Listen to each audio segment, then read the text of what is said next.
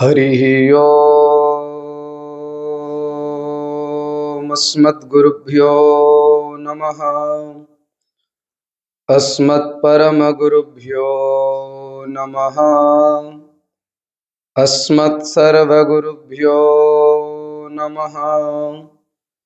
श्रीमते रामानुजाय नमः। अस्मद्गुरुपरम्परायै नमो नमः।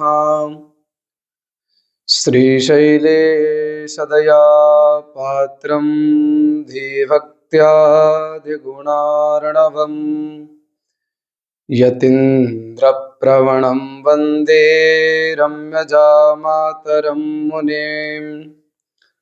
लक्ष्मीनाथसमारम्भां नाथयामुनमध्यमाम् अस्मदाचार्यपर्यन्तां वन्दे गुरुपरम्पराम्। यो नित्यमच्युतपदाम्बुजयुग्मरुग्म व्यामोहतस्तदितराणि तृणाय मेने। अस्मद्गुरोर्भगवतोऽस्य दयैकसिन्धोः रामानुजस्य चरणौ शरणं प्रपद्ये। श्रीमत्काश्यपवंशभास्करमणिं गोपालकृष्णात्मजं जीयरदेवनरायणाभिधगुरौ न्यस्तात्मभावं मुदा वृन्दारण्यनिवासिनं रघुपतेः सेवाकरं सद्गुरुम् कारुण्यामृतदं भजामि सततं श्रीपुण्डरीकाक्षकम् वाधूलवं सकलशाम्बुधिपूर्णचन्द्रम् श्रीश्रीनिवासगुरुवर्यपदाब्जभृङ्गम् श्रीवासिसूरितनयं विनयोज्ज्वलन्तम् श्रीरङ्गदेशिकमहं शरणं प्रपद्ये। गोदाविभूषणसुरं यवराभिधानं वृन्दावनावनिनिधिं करुणैकतानम् अर्चावतारनिखिलेष्वपि यत्प्रधानं तद्रङ्गदेशिकधनं शरणं शराणि। श्रीस्तनाभरणं तेजः श्रीरङ्गे संयमाश्रये चिन्तामणिमिवोद्भ्रान्तम् उत्सङ्गेऽनन्तभोगिनः जन्माद्यस्य यतोऽन्वयादितरतश्चार्थेष्वभिज्ञः स्वराट् तेने ब्रह्महृदाय आदिकवये मुह्यन्ति यत्सूरयः तेजो वारिमृदां यथा विनिमयो यत्र त्रिसर्गो मृषा धाम्ना स्वेन सदा निरस्तकुहकं सत्यं परं धीमहि। कृष्णाय वासुदेवाय हरये परमात्मने प्रणतक्लेशनाशाय गोविन्दाय नमो नमः। बोली भागवत भगवान की, श्री वेदव्यास भगवान की, श्री सुखदेव भगवान की, श्री वृंदावन धाम की, श्री वृंदावन बिहारी लाल की, श्री गोदारंगमन्नार भगवान की, श्री भाष्यकार श्री रामानुज स्वामी जी महाराज की जय। जय श्रीमन्नारायण। जय जय श्री भाष्यकार। आइए अपने मन की चित्तवृत्तियों को भगवान श्री राधा कृष्ण प्रभु के श्री चरणों में समर्पित करने के लिए 2 बार भगवान नाम संकीर्तन का आश्रय लें, फिर कथा सत्र में प्रवेश करें। जय जय श्यामा, जय जय श्याम, जय जय श्री वृंदावन धाम। जय जय श्यामा, जय जय श्याम, जय जय श्री वृंदावन धाम। जय जय श्यामा, जय जय श्याम, जय जय श्री वृंदावन धाम। प्यारी राधा प्यारो श्याम, प्यारो है वृंदावन धाम। प्यारी राधा प्यारो श्याम, प्यारो है वृंदावन धाम। जय जय रुक्मिणी, जय घनश्याम, जय जय श्रीपुर द्वारिका धाम। जय जय रुक्मिणी, जय घनश्याम, जय जय श्रीपुर द्वारिका धाम। जय जय सीते लक्ष्मण राम, जय जय श्री अयोध्या धाम। जय जय सीते लक्ष्मण राम, जय जय श्री अयोध्या धाम। जय जय श्यामा, जय जय श्याम, जय जय श्री वृंदावन वृंदावन धाम। वृंदावन धाम, बोले वृंदावन धाम की। राधा रानी सरकार की, श्री द्वारिकाधीश भगवान की। नंदनंदन यशोदानंदन भगवान श्री कृष्णचंद्र, उनकी आह्लादले शक्ति नित्य किशोरी वृषभानुनंदिनी श्री राधा रानी, भगवान श्री कृष्ण की शब्दमयी प्रतिमूर्ति श्रीमद् भागवत महापुराण, श्री गोदा रंगमन्नार प्रभु, कृपा समुद्र भाष्यकार भगवान श्री रामानुज स्वामी जी महाराज, पूज्यपाद श्रीमान श्री स्वामी जी महाराज के श्री चरणों में साष्टांग प्रणिपात करते हुए आप सभी हरि भक्तों को जय श्रीमन्नारायण। आज कथा के मध्य हमारे ज्येष्ठ भ्राता अग्रज भ्राता का भी आगमन हुआ है, जिन्होंने इस बालक को छोटे से चलने के लिए सिखाया, पढ़ाने के लिए सिखाया, हिंदी पढ़ने सिखाया, इंग्लिश पढ़ाने सिखाया, फिर स्कूलों में भेजा। फिर दास का ऐसा कोई पुण्य उदय हुआ कि संतों के चरणों में आने का सौभाग्य हुआ। फिर आज संतों के श्री चरणों में बैठ करके कुछ 2 अक्षर अध्ययन किया, तो आज ये बालक आप सबके सामीप्य बैठा है।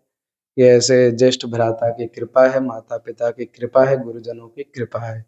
उनके भी श्री चरणों में साष्टांग प्रणाम।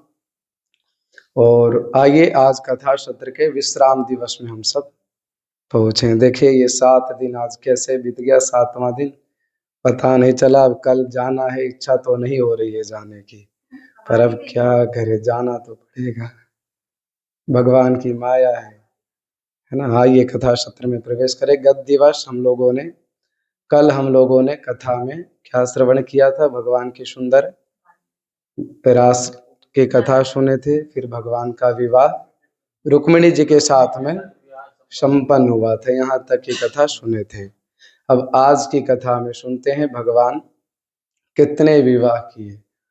तो जो भगवती महारानी जो रुक्मिणी जी हैं, ये किन्हीं के गर्भ से पैदा उत्पन्न हुए ऐसा भागवतकारों ने नहीं कहा। कहे कि राजा भीष्मक को जो सरोवर में कमल का पुष्प प्राप्त हुआ था, वह महालक्ष्मी कभी भी किसी के गर्भ में नहीं जाती। उसी कमल के पुष्प से भगवती महारानी श्री रुक्मिणी जी का प्रादुर्भाव हुआ था, जिससे भगवान श्री कृष्ण का विवाह संपन्न हुआ। भाई रुक्मी चाहता था कि मेरी बहन शिशुपाल के गले में माला डाले, लेकिन रुक्मिणी जी चाहते थे कि हम कृष्ण को वर करें, कृष्ण को वर्णन करें, कृष्ण के गले में माला डाले। तो उनके हृदय की प्रसन्नता को देखिए। रुक्मिणी जी चाहते थे कि मैं कृष्ण शिष्य बनूं। वो कितने प्रयास करते थे। वो कहते थे कि आप, मैं सरोवर में रोज जाती हूँ पूजा करने, आप आना पूजा करने, रथ में सज धज करके वहीं पे भगवान की पूजा करेंगे और लेके भग जाएंगे। इस प्रकार से भी तैयार हो गए थे विवाह करने के। लेकिन बड़े अच्छे धूमधाम से विवाह संपादित हुआ और विवाह के बाद बधाई वगैरह भी खूब लुटाए, खूब सोना चांदी गहने सब बधाई में मिला। अब भगवान का जो प्रथम विवाह था ये माँ रुक्मिणी जी के साथ हुआ था, और जो दूसरी विवाह हुआ है भगवान का, ये भगवती जाम्बवती जी के साथ हुआ है। दूसरी भी भगवान के 8 पटरानियां हैं, तो इनकी पहले कथा सुन ले कौन कौन से हैं। तो दूसरी विवाह जो हुआ भगवती जाम्बवती जी के साथ में हुआ। जाम्बवती जी की कथा में ऐसा संत लोग कहते हैं कि ये दूसरी विवाह जो भगवती जाम्बवती जी के साथ आई हैं, ये कैसे हुआ है, तो ये भागवत में नहीं लिखा है। दक्षिण भारत के कुछ ग्रंथों में लिखा हुआ है। दक्षिण भारत के कुछ संतों ने अपने मुख से व्यक्त किया कि ये जो भगवती जाम्बवती जी हैं ये कैसी थी, तो कहे कि एकदम भालू की बेटी थी, भलूनी थी। और भगवान ने वर किया तो कन्हैया क्या कहे कि सुनो, राजमहल में चलना है और राजमहल का जो प्रथम कक्ष होगा उसी में तुम फटाक से घुस जाना और घुस करके तुरंत अंदर से गेट बंद कर लेना, और मैं जब तक ना बोलूं गेट खोलो तब तक तुम गेट मत खोलना। ऐसा भगवान ने जाम्बवती जी से कहा। भगवान चले जब राजमहल में, तो जो प्रथम कक्ष था उसमें एकदम धीरे से पैर रख करके जाम्बवती जी फट से एकदम घुस गई अंदर। अंदर घुस करके अंदर से लॉ कर दी। तब तक रुक्मिणी जी देखी तो रुक्मिणी जी कहती हैं कन्हैया से, क्या बात है, अंदर कोई घुसी है, दूसरा विवाह भी किए हैं क्या? तो कन्हैया कहे हाँ दूसरी विवाह कर लिए हैं। तो अरे दूसरी विवाह किए तो थोड़ा हमें दर्शन तो करवा दीजिए, कौन है वो दूसरी? तो कहे नहीं नहीं हम दर्शन नहीं करवाएंगे। तो जाम्बवती रुक्मिणी जी कहें कि मैं खुदे जाके दर्शन कर लेती हूँ। अब वो गेट के पास पहुंची है। अब अंदर भगवान का आदेश है कि जब तक मैं आदेश ना करूं तब तक गेट मत खोलना। रुक्मिणी जी 3 बार बोली गेट खोलो गेट खोलो गेट खोलो, गेट नहीं खुला। फिर आवाज इधर से रुक्मिणी जी कहती हैं कि अरे मैं कृष्ण की पटरानी, कृष्ण की अर्धांगिनी रुक्मिणी हूँ, मेरा नाम रुक्मिणी है, गेट खोलो। तो उधर से भी गेट नहीं खुली। रुक्मिणी जी कहीं कि इतनी, ये कहाँ से महारानी लक्ष्मी, साक्षात लक्ष्मी जी बन के आ गई हैं क्या? इतनी सुंदर सज धज के आ गई हैं कि गेट नहीं खोल रही है। अब वो तो एकदम भालू की बेटी भलूनी थी, एकदम काली कलौटी सी थी। तो रुक्मिणी जी, हाँ जाम्बवती जी ऐसी थी। अब देखिए तो आशीर्वाद से कैसे हो गई हैं। तब रुक्मिणी जी कहती ये कहाँ की महारानी लक्ष्मी प्रकट होके आ गई हैं कि गेटे नहीं खोलेगी। इतना अभिमान है अपने स्वरूप में। जाओ हम तुम्हें आशीर्वाद दे देते हैं, मैं जैसी हूं वैसे तुम हो जाना। अब तुरंत भगवान कहे कि अब अपना काम हो गया, गेट खोल दो। अब जैसे गेट खोले वैसे देखी रुक्मिणी जी साक्षात अपनी सगी बहन की तरह, तो रुक्मिणी जी कहती है, अरे कन्हैया ये तो मेरी सगी बहन लग रही है। तो बोल, हाँ ये सगी बहन है, इसको तुम्हारी सगी बहन है तो इसको अपनी बहन बना के रख ले। तो बोल तो ठीक है। तो ये हुआ भगवान के दूसरी विवाह, इस प्रकार से हुआ। भगवान के आशीर्वाद से देखिए क्या हुआ। तीसरा विवाह भगवान का किनके साथ में हुआ, पता है किन्हीं को? सत्यभामा जी के साथ में। तीसरा विवाह भगवान सत्यभामा जी के साथ में हुआ। और चौथा विवाह हुआ कालिंदी जी के साथ में। पांचवा विवाह हुआ मित्र वृंदा के साथ में। छठा विवाह हुआ सत्या जी के साथ में। सातवां विवाह हुआ भद्रा जी के साथ में। और आठवां विवाह किनके साथ में हुआ, लक्ष्मणा जी के साथ में। ये भगवान की 8 पटरानियां हैं। ये भगवान के 8 विवाह हैं। अब फिर कहते हैं कि कुछ लोग कहते हैं कि भगवान के 16,108 है, ये कैसे आए? तो इसमें कहते हैं प्राग ज्योतिषपुर गए थे भगवान। तो प्राग ज्योतिषपुर में एक मूर नाम का दैत्य रहता था। मूरः शयाना उत्तस्थौ दैत्यः पंचशिरा जलात्। भगवान ने इस मूर, जब वहां पे प्राग ज्योतिषपुर में एक मूर को देखे भगवान, तो भगवान ने उस मूर नाम का जो दैत्य था उसका भी उद्धार कर दिए। कन्हैया, उसी के उद्धार करने से कन्हैया का एक नाम क्या पड़ा, मुरारी। मूर नाम के दैत्य को वध किए, इससे एक भगवान का नाम पड़ा मुरारी। अब इसी प्रकार 16,100 राजकुमारियों का आहरण करके अपने कैद खाने में रखा था। कौन? वो जो दैत्य नाम का मूर था, वो रखा था अपने कैदी खाने में 16,100 को। अब भगवान ने उसका वध कर दिया। तो वो जो 16,100 जो राजकुमारियां थी, वो कही कि अब कृष्ण हमारी लाज आपके हाथों में है, अब तो मुझे ये समाज ने भी स्वीकार नहीं करेगा, अब आप करो कुछ जो करना है। तो भगवान ने क्या कहे कि घबराओ मत, मैं सबका वरण करूंगा और समाज में अच्छा प्रतिष्ठा दूंगा। फिर भगवान ने क्या किया, 16,100 कन्याओं को लाइन से लगा करके सबका वरण किया और सबके साथ भगवान ने ऐसा विवाह किया। ये हो गए 16,100, तो ये हो गए। अब 8 ये पटरानियां हैं। इस प्रकार से कितने हो गए, 16,108। एक बार नारद जी पहुंच गए कहाँ पे, भगवान श्री कृष्ण का जो विवाह हुआ था उनके गृहस्थ जीवन को देखने के लिए। भगवान नारद जी सोचे कि जाके देखते हैं कि कृष्ण का विवाह हुआ है, उनका गृहस्थ आश्रम कैसा चल रहा है, थोड़ा जाके देखे। तो 16,108 अलग अलग कक्ष थे। उन कक्षों में जाके नारद जी धीरे धीरे हाथ से, मतलब छोटी छोटी कदम को रखते हुए नारद जी गए और एक आंख से झांक करके देखते हैं रुक्मिणी जी के कक्ष में। रुक्मिणी जी के कक्ष में जब देखे तो रुक्मिणी जी क्या कर रही थी, भगवान के चरण दबा रही थी। तो नारद जी सोचे कि अब रुक्मिणी जी के साथ तो चरण दबा रही, अब जाके देखते हैं जाम्बवती जी क्या कर रही हैं। तो जाम्बवती जी के भी कक्ष में जाकर के देखे, ऐसे एक आंख से देखते हैं नारद जी, तो देखे वहां पे भी जाम्बवती जी भगवान को प्रसाद पवा रही हैं। फिर सोचे कि हम जा करके सत्यभामा के कक्ष में देखे, तो सत्यभामा के भी कक्ष में देख के तो क्या कहे कि भगवान सिंहासन पर बैठे हैं और सत्यभामा जी नीचे बैठी हैं और चरण दबा रही है एकदम बढ़िया से। इसी प्रकार नारद जी 16,108 कक्ष में गए तो नारद जी को क्या देखा कि सभी कक्ष में भगवान की सेवा हो रही है, किसी न किसी रूप में हो रही है। तो बढ़ते बढ़ते गए तो दिख गया 16,108 के बाद एक 9वां कक्ष भी था। अब उस 16,109वें कक्ष में जब नारद जी एक आंख से देखे तो उसमें क्या देखा कि एक कोई हैं, वो पल्लू ओढ़ करके यहाँ तक बैठे हैं। तो नारद जी को लगा कि यहाँ पे केवल एक कोई पटरानी ऐसी होगी, यहाँ बैठी होगी जिसके पास भगवान नहीं पहुंचे हैं।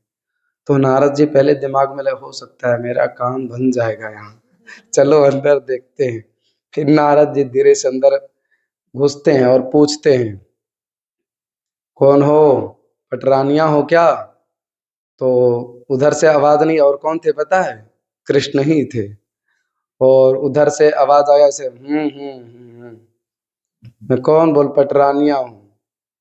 फिर कहे कि कृष्ण कहाँ है?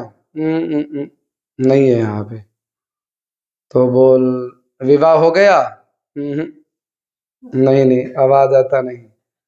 तो कहे, क्या मेरे को आप वरण कर सकते हो? तो उधर से आवाज आई, आपको मैं वर्ण कर सकती हूँ, मतलब आपसे विवाह कर सकती हूँ। फिर कहें, चलो फिर तैयार हो जाओ करने के लिए।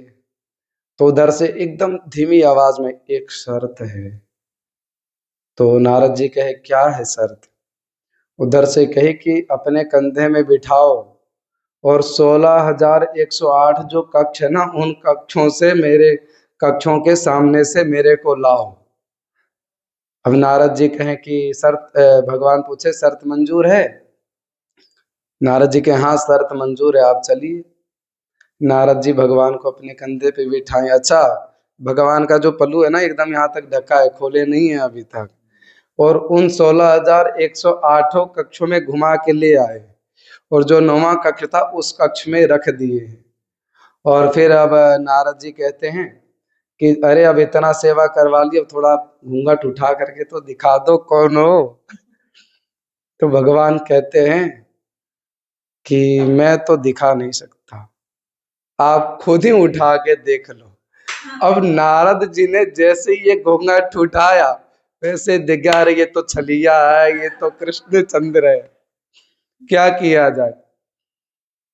तब नारद जी कहते हैं कि आपके धरा धाम पे रहते हुए हमारा कभी विवाह नहीं हो सकता है, हमारा कभी विवाह नहीं हो सकता है। तब कृष्ण जी पूछते हैं, अच्छा ये बताओ मेरी गृहस्थी कैसी लगी, ये बताओ पहले, मेरी गृहस्थी कैसी लगी? तो भगवान नारद जी कहते हैं कि क्या बताऊं प्रभु, आपके जैसे गृहस्थी अगर दूसरा को तो कोई पाल नहीं सकता है। हमने सारे, फिर नारद जी बताया कि सारे कक्षों में गया तो देखा कि आपका किसी न किसी प्रकार से सेवा हो रही है, यहाँ आए तो दिखे आप। और मैं सब वादा कर लिया था पहले कि शादी हो जाएगी मेरी, तो कह रहे हाँ हो जाएगी। ये चक्कर क्या है? तो आप जैसे कोई सामर्थ्य होगा तभी एक से दूसरा शादी करने के लिए भी वो सोचेगा इस युग में। तो ऐसे इस प्रकार नारद जी कृष्ण भगवान पूछते हैं कि हमारी गृहस्थी कैसे लगी? तो नारद जी कहते हैं, क्या वर्णन है, आपकी गृहस्थी का कोई वर्णन नहीं किया जा सकता है।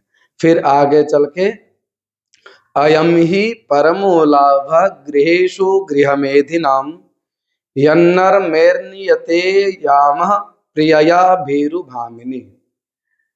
इस गृहस्थ जीवन का वर्णन करते हुए एक कथा आती है राजा नृग की। राजा नृग की एक कथा आती है। राजा नृग जो थे वो बहुत धर्मात्मा थे। और धर्मात्मा कैसे थे? खूब दान करते थे, खूब। और सबसे ज्यादा दान क्या करते थे? गायों के। उनके पास असंख्य गायें थी, रोज गायों का दान करते थे। तो राजा के कहते हैं, पयस्विनी तरुणी शील रूपा गुणोपपन्ना कपिला हेम श्रृंगी न्यायार्जिता रुप्या खुरा सवत्सा दुकूलमाला भरना ददावहम। कैसी गाय को दान करते हैं राजा नृग। आज की तरह नहीं कर रहे हैं। आजकल क्या करते हैं, कोई कितनों बच्चा दे देगा, उससे कोई मतलब नहीं, बस गाय है, जर्सी है कि विदेशी है कि देसी है, जैसा भी अलाव, कुछ पकड़ के दान कर दो, अपना काम हो गया। लोग कहते हैं दान कर, यहाँ पे गाय दान करते हैं तो वहां पे बैतरणी नदी में आराम से पास हो जाते हैं। ऐसा नहीं। नृग, राजा नृग जी कहते हैं कि ऐसे वैसे दान नहीं करते थे। कैसे दान करते थे? जैसे नंद बाबा ने जब भगवान हुए तो कैसे गाय दान किए थे? गाय के ऊपर रेशमी के वस्त्र लगा करके, गाय के गोखुर में सोना सोना मड़वा करके, ऐसे राजा नृग गाय दान करते थे रोज। एक दिन राजा नृग से गलती क्या हो गई कि वो एक ब्राह्मण को बुला करके गाय को दान किए। राजा नृग को एक गाय, राजा नृग ने एक ब्राह्मण को गाय दान की है। अब वो गाय क्या की, जिनको दान की वो ब्राह्मण के घर पे पहुंच गए। अब गायों का नियम होता है कि अब पहले किसी को भी देखती है गाय तो नया लगता है, तो वो जब खुलती है तो कहाँ भगना चाहती है, अपने मालिक के पास ही जाती है। गायों का ये ऐसा स्वभाव है कि हम किसी दूसरे के यहाँ से लाए, अब वो हमारे पहले यहाँ है, तो हम उसको जैसे रस्सी से छोड़ेंगे वो कहाँ जाएगी, उधर ही भगेगी। उसी प्रकार एक ब्राह्मण को जब गाय दान की तो वो गायों ने, गाय आ गई। अब जैसे वो ब्राह्मण देवता गाय को थोड़ा खोले, वैसे वो तुरंत गाय क्या हुआ, भाग गई। कहाँ पे, अपने राजा नृग के पास तुरंत पहुंच गई। अब राजा नृग के पास कई लाखों गाय है, उनको थोड़ी पता चलेगा कि एक गाय आज कहीं से आ गई कि कम हो गया। गायों का झुंड था, गाय के बीच में गाय गौ माता चली गई। अब फिर दूसरे दिन क्या हुआ, राजा नृग ने उसी गाय को दान कर दिया। जिस गाय को दान दिए थे पहले, जो ब्राह्मण लेके गए थे उसके यहाँ से छूट के गाय वापिस आ गई। फिर जब दूसरे दिन राजा देखने पहुंचे गौदान करने के लिए, तो वही गाय आ गई हाथ में, उन्हीं को दूसरे ब्राह्मण को दान में दे दिए। अब जो दूसरे ब्राह्मण को दान में दे रहे थे तो वो गौ माता को लेकर के जा रहे थे अपना घर। तब तक उधर से जो पहले ब्राह्मण देवता को दान किए थे वो आ रहे थे, तो वो देखे गाय को, तो गाय को देख करके पहचान लिए कि ये तो मेरी गाय है, ये मुझे दान में मिला था। तब वो दोनों आपसी ब्राह्मण कह रहे कि ये मेरा गाय है, मुझे कल राजा नृग ने दान दिए थे, ये मेरी गाय है। और जो लेकर के आप जा रहे वो कह रहे ये मुझे अभी ने दान में मिला है। उन्होंने पूछा किसने दान दिया है, तो उन्होंने कहा कि राजा नृग ने अभी मुझे गौ दान किए हैं। तो कहिए राजा नृग पागल पागल तो नहीं हो गया है, ये गाय को दो दो बार, चलो राजा नृग के पास फैसला होगा। दोनों दोनों ब्राह्मण देवता जाग के गए, राजा नृग के पास पहुंचे और कहते हैं क्या राजा नृग, तुम हमें लड़वाते हो, बताओ। तो राजा नृग ने कहा क्या हुआ, अरे आपने इस गौ माता को कल हमें, परसों हमें दान में दिया था, और हमारे यहाँ से गैया मैया खुल गई, आज आपके यहाँ आ गई, आज फिर से इसको दान कर दिए, आपकी इतनी पहचान नहीं है। तो फिर उन ब्राह्मणों ने कहा जाओ, तुम्हें हमारा श्राप है, तुम गिरगिट बन जाओगे। तो वो राजा नृग फिर क्या हुए, गिरगिट बन करके आज भी है। तो ये जो दीवालों में जो गिरगिट दिखता है ना, ये उसी का श्राप है, ये उसी का श्राप है कि उनको एक राजा नृग को गिरगिट बनना पड़ा, किस लिए, एक ब्राह्मण के श्राप से। अब यहाँ पे फिर एक श्लोक है, स्वदत्ताम परदत्ताम व ब्रह्मवित्तिम हरेच्चयः षष्ठी वर्ष सहस्राणि विष्ठायाम जायते कृमिः। भगवान कहते हैं कि अगर कोई व्यक्ति ब्राह्मण के धन को हरण करके खा लेता है, या जिसमें हमारा अधिकार नहीं है उसका हम हरण करके खा लें और उसको पचा लें, तो उसको क्या बनना पड़ता है, षष्ठी वर्ष सहस्राणी, 60,000 वर्ष तक क्या बनना पड़ता है, विष्ठायाम जायते कृमिः, नाली का कीड़ा बन के उसको जीवन याचन करना पड़ता है। जो व्यक्ति ब्राह्मण का, संत का धन हरण करके खाता है, ऐसे व्यक्ति को भगवान कहते हैं यहाँ पे 60,000 वर्षों तक नाली का कीड़ा बनना पड़ता है। इस प्रकार भगवान ने उपदेश दिया। अभी किसी में जब नारद जी जा रहे थे भगवान श्री कृष्ण का दाम्पत्य जीवन को देखने के लिए, तो इस कथा से एक छोटी सी मुझे कथा याद आई। कहाँ की, श्रीरंगम की। श्रीरंगम की एक कथा कैसे याद आई कि एक बार वहां पे रामानुज स्वामी जी का काल था, यानी कि रामानुज स्वामी जी अपने काल में ही देखे, तो श्रीरंगम में एक मल नाम का व्यक्ति रहता था। मल नाम का व्यक्ति मतलब एकदम हिष्ट पुष्ट हट्टा कट्टा व्यक्ति मल नाम का रहता था वो वहां श्रीरंगम में। उसका विवाह हो गया, और वो जो मल नाम का व्यक्ति था वो किसी को विवाह के बाद देखता ही नहीं, अपने पत्नी के अलावे किसी को वो देखता ही नहीं था। तो पत्नी ने बहुत जिद्दी की कि चलो देखो ये श्रीरंगम बहुत अच्छा धाम है, भगवान का अष्टभुव वैकुंठ में प्रथम वैकुंठ है, तो इनमें थोड़ा दर्शन करके आ जाएं।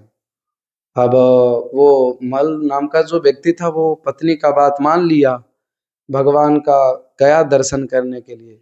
लेकिन वहां भी क्या कथा बीतती है कि वो भगवान का दर्शन नहीं करता है, अपनी पत्नी के ऊपर छत्र लेकर के जा रहा है। छत्र कैसे, जैसे भगवान के ऊपर जो छत्र लगा करके चलते हैं ना, तो अपनी पत्नी के ऊपर छत्र लेके चल रहा है। और कैसे चल रहा, उल्टा चल रहा है। उसकी पत्नी इधर से आ रही है तो वो इधर से पीछे मुड़ रहा है, और उसका नजर केवल अपनी पत्नी के आंखों पे है। तो सब श्रीरंगम में भगवान का सवारी रोज निकलता है मंदिर में, तो सब लोगों ने देखा कि ये पता नहीं कहाँ से ये पागल आ गया है। भगवान इतने सुंदर सज धज करके निकले, सवारी रथ यात्रा निकल रही है, इसको भगवान नहीं दिख रहा, इसको ये अपनी पत्नी दिख रहा है। सब लोगों ने, रामानु स्वामी जी के जितने शिष्य थे सब लोगों ने कहा कि स्वामी जी हमने पागल तो देखा था, बहुत पागल देखे, लेकिन आज इसके जैसा पागल आज तक हमने नहीं देखा है। रामानु स्वामी जी देखे कि यार बात तो बहुत सत्य है। अब रामानु स्वामी जी चिंता में पड़ गए कि हमारे धाम में आकर के, रंग धाम में आकर के भगवान को ना देखे, अपनी पत्नी को देखे, इससे बड़ा दुर्भाग्य क्या हो सकता है। सब लोगों ने कहा, सवारी बीत गई, वो अपना घर गया। रामानु स्वामी जी कहे सुनो, जाओ उस मल नाम का जो व्यक्ति था उसको जा करके बोलो कि वो कल मेरे पास आए मिलने के लिए। सब लोगों ने गया उसके पास। उन्होंने, रामानु स्वामी जी के जितने शिष्य थे वो गए निवेदन किए कि मल नाम के व्यक्ति से कि तुम्हें रामानु स्वामी जी बुला रहे हैं। तो उन्होंने सख्त मना कर दिया, मैं नहीं जाने वाला हूँ, कहीं नहीं जाऊंगा, मैं किसी को देखूंगा ही नहीं। तो उसकी पत्नी कही कि देखो वो रामानु स्वामी जी हैं, उनके दर्शन के लिए बड़े बड़े राजा महर्षि ब्रह्मर्षि आते हैं दर्शन के लिए, वो घंटों घंटों लाइन लगा करके उनके दर्शन करते हैं, और जिन्होंने मुझे खुद से स्वीकार करके बुलाया है उनका दर्शन करने हम नहीं जाएंगे। पत्नी की बात को मान करके एक बार गया वो दर्शन करने। रामानु स्वामी जी के श्री चरणों में वो बैठा और कहा कि अच्छा ये बताओ कि कल जब भगवान की सवारी थी, भगवान जब बाहर दर्शन के लिए निकले थे, तो तुम भगवान को क्यों नहीं देख रहे थे, अपनी पत्नी को क्यों देख रहे थे। तो उस व्यक्ति ने कहा क्या बताऊं महाराज जी, मैं तो पहले आपके पास आने से डर गया था कि संतों के पास हम जाते हैं तो अक्सर संत लोग क्या कहते हैं, पहले डांटते हैं। और हमारे जीवन में पहली ऐसी संत आप मिले हैं जो उन्होंने बड़ी कुशलता से ये प्रश्न पूछा है, तो मैं आपको बड़े कुशलता से उत्तर देता हूँ। क्या उत्तर दिया, कहा कि स्वामी जी क्या बताऊं, हमारे हमारी पत्नी से सुंदर आज तक कोई दिखा ही नहीं मुझे, इसलिए मैं अपनी पत्नी को देखता हूँ। रामानु स्वामी जी कहे कि अगर मैं दिखा दूं तो, अपनी पत्नी से सुंदर किन्हीं को दिखा दूं तो मल ने कहा कि ठीक है, जिस दिन आपकी हमारी पत्नी सच्ची को दिख जाए उसी दिन जो हम आपके चरण शरण में रह जाएंगे। उन्होंने, रामानु स्वामी जी ने कहा कि चलो ठीक है, अब तुम जाओ, सुबह मंगला आरती में जब भगवान की मंगला आरती होगी सुबह टाइम में ब्रह्म मुहूर्त में, तब तुम नहा धो करके शुद्ध पवित्र वस्त्र पहन करके आना। कहा ठीक है, चला गया।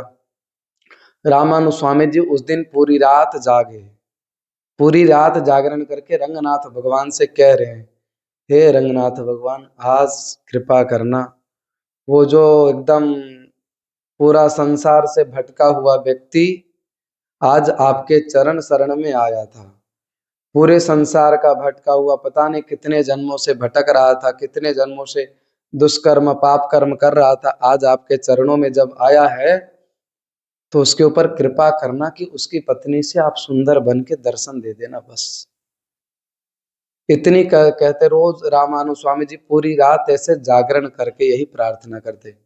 सुबह मंगला की जब समय हुआ मंगला आरती का, तो वो जो व्यक्ति मल्ल नाम का व्यक्ति था वो आया। अब मंदिरों के सामने जो वैष्णव जन होते हैं उसको बढ़िया ऊर्ध्व पुंड्र तिलक भी लगा दिए, बढ़िया धोती पहना दिए, कटी वस्त्र लगा दिए, और लेकर के चले गए भगवान के गर्भगृह में।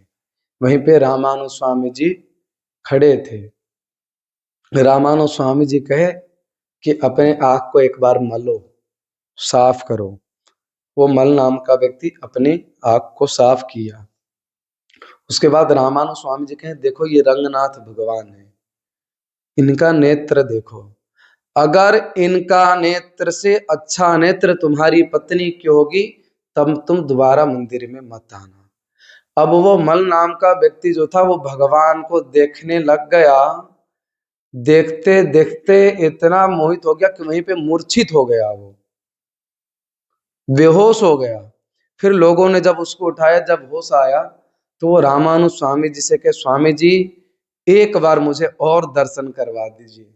तो रामानुज स्वामी जी कहे बेटा एक बार दर्शन कराने से पहले हम पूरी रात हमारी जागरण हो गई, अगर दूसरी बार तुम्हें दर्शन करवाऊं तो कितनी रात जागरण होगी।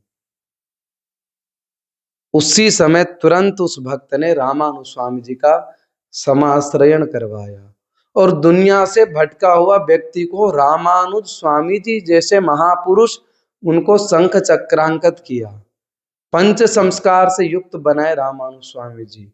और रामानुज स्वामी जी के शिष्यों में फिर उस व्यक्ति का एक अच्छा स्तंभ बना, अच्छा नाम हुआ। तो ऐसे भक्तों की कहानी। उसी प्रकार यहाँ नारद जी भी जब भगवान के दाम्पत्य जीवन को देखने गए तो कहते हैं कि कृष्ण आपके जैसा तो शायद ही कोई ऐसा होगा। क्या बताऊं। अब यहाँ पर फिर एक जो बड़ा सुंदर श्लोक आता है, बड़ा सुंदर श्लोक आता है और श्लोक शायद सबको याद होगा। कृष्णाय वासुदेवाय हरये परमात्मने प्रणतक्लेशनाशाय गोविंदाय नमो नमः। याद है आप सबको कि नहीं? नहीं याद है। देखिए मैं पाठ करता था तो हर अध्याय के बाद में बोलते थे। बाबूजी, हाँ बाबूजी बड़े ध्यान से सुनते थे, तो जैसे हमारा अध्याय पूरा होता तो वैसे बाबूजी को पता चलता, तो मेरा नजर कभी उठता था तो बाबूजी ऐसे प्रणाम करते थे कि एक अध्याय पूरा हो गया, इस अध्याय को प्रणाम करो, ऐसे करके। तो एक श्लोक बोलिए आप सब, इसको याद करिएगा। कृष्णाय वासुदेवाय हरये परमात्मने प्रणत क्लेश नाशाय गोविंदाय नमो नमः। इस श्लोक से कहते हैं भगवान कि कोई भी व्यक्ति कितनों कष्ट में पड़ा हो, कितनों अशांत में पड़ा हो, बड़ा जी अगर घबराहट में हो रही है ना, एकदम बेचैनी सा लग रहा है, बहुत परेशान में है, तो अगर इस श्लोक का निरंतर कुछ देर तक जप कर लें तो मन को बिल्कुल शांत लगेगा। हाँ मैं लिख करके दे दूंगा, कोई बात नहीं, ठीक है। अरे ये तो बहुत प्रसिद्ध श्लोक है, घरों में जाते हैं ना हम सब तो एक एक छोटे छोटे बच्चे सुनाते हैं, है ना। तो ये सब बहुत जरूरी है याद करना, इसको याद कर लीजिएगा। इस श्लोक से यही प्रभाव मिलता है कि कभी भी कहीं भी अगर ऐसा कुछ लगे, मन अशांत लगे, थोड़ा चिंतित में रहें, व्यथित हो, मन नहीं लग रहा है, किसी कार्य में मन नहीं लग रहा है, तो तुरंत इसका अनुसंधान करिए। 5 मिनट के अंदर आपको कुछ प्रभाव, शांति मिलेगी 5 मिनट के अंदर, ये निश्चित है। भगवान की ये वाणी कह रहा है इस श्लोक में। ये श्लोक कहाँ पे है? भागवत जी के 73वें अध्याय में श्लोक है। अब आता है भागवत जी में किनका चरित्र? श्री सुदामा जी का चरित्र। मात्र 2 अध्याय में है। भागवत जी के 80 और 81वें अध्याय में श्री सुदामा जी महाराज का चरित्र है। एक बड़ी अचंभा वाली बात आपको बता दूं, भागवत में सुदामा जी का नाम नहीं लिए हैं वेदव्यास जी। सुदामा जी का नाम कहीं नहीं है। गर्ग संहिता में लिखा है सुदामा जी का नाम, तो गर्ग संहिता के अनुसार यहाँ पे सुदामा जी हम सब बोलते हैं। और भागवत में कहाँ लिखा है? तो सुदामा जी का नाम पूरा नहीं लिखा है, पहले क्या लिखा है? श्री दामा।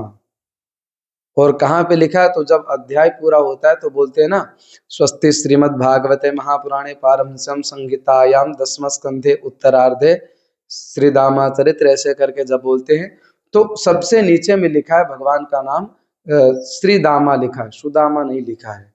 कुछ लोगों ने कहा क्यों नहीं लिखा है? तो वेद व्यास जी जब सुदामा जी का चरित्र लिख रहे थे, इतने मोहित होकर के लिख रहे थे कि उनका नाम ही भूल गए लिखना, और अंत में श्री दामा लिख दिए। कैसे हैं वो?